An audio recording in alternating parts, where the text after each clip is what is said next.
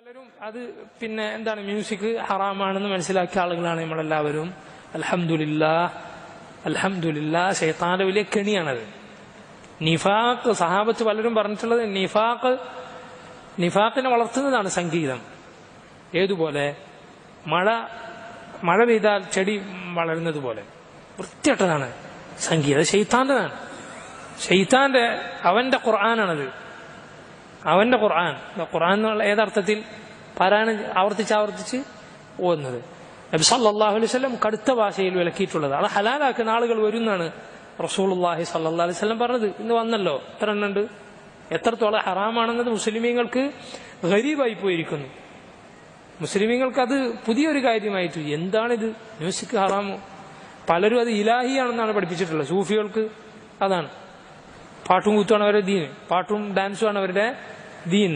അവരുടെ അദ്കാറുകൾ ദിക്ർ പാട്ടാണ്, അവരുടെ ദുആ പാട്ടാണ്, എല്ലാം പാട്ടാണ്. അപ്പൊ ഇത് സംഗീതോപകരണങ്ങൾ ഹറാമാണ്. നബി സല്ലല്ലാഹു അലൈഹി വസല്ലം ഭൂമിയിലേക്ക് ലയകൂനന്ന ഫീ ഹാദിഹിൽ ഉമ്മത്തി ഖസ്ഫുൻ വമസ്ഖുൻ വഖദ്ഫുൻ, രൂപം മാറ്റിക്കളയുന്ന, ഭൂമിയിലേക്ക് ആഴ്ത്തിക്കളയുന്ന, ചരൽമഴ വർഷിക്കപ്പെടുന്ന, എടുത്തെറിയപ്പെടുന്ന ശിക്ഷകൾ ഉണ്ടാകും ഈ ഉമ്മത്തിൽ.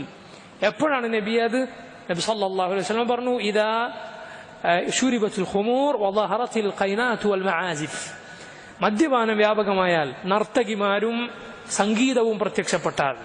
ഇത് മൂന്നും പലപ്പോഴും ഒരുമിച്ച് വരുന്നതാണ്.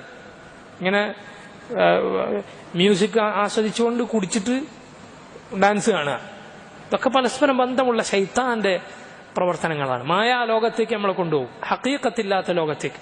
അള്ളാഹു കവികളെ കുറിച്ച് പറഞ്ഞില്ലേ, വഅന്നഹും ഫീ കുല്ലി വാദി യഹീമൂൻ, എല്ലാ താഴ്വരകളിലും സഞ്ചരിക്കുന്നവരാണ് എന്ന് പറഞ്ഞാൽ നമ്മളിവിടെ മസ്ജിദിൽ ഇരിക്കുന്നവരാണ്. നമ്മൾ എന്തെങ്കിലും ദുനിയാവിന്റെ ജോലികൾ ചെയ്യുന്നു. ഹഖീഖത്തായ ലോകത്താണ് നമ്മൾ ജീവിക്കുന്നത്, യാഥാർത്ഥ്യ ലോകം. ഈ പാട്ട്, സിനിമ, ഈ ജാതി സംഗതികളൊക്കെ ആളുകളെ നോക്കി ഓരോ ജീവിക്കുന്നവിടെ മായാലോകത്താണ്. അതുകൊണ്ടാണ് കുറെ കാലം അത് കണ്ടാർന്ന് അതിന്റെ ഷർറ് തലയിൽ നിന്ന് പോകണമെങ്കിൽ തന്നെ കുറെ കാലം പിടിക്കും.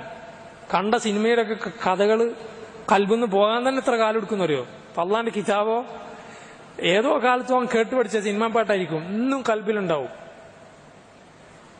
ഒന്ന് ബസ്സിലിരുന്ന് പോയാൽ തന്നെ നോക്ക്, നല്ല തഖ്വയുള്ള ഈമാനുള്ള മനുഷ്യന്മാരെ വരെ എന്താക്കി പോവും, ഇത് കേട്ട് ലയിച്ചു പോവും, അതിന്റെ മധുരത്തിൽ അലിഞ്ഞു പോവും. ശൈത്താന്റെ അത്രയും വലിയ പിടുത്താണത്. നമ്മൾ കൽബ് വെടക്കാക്കി കളയുന്നതാണ്.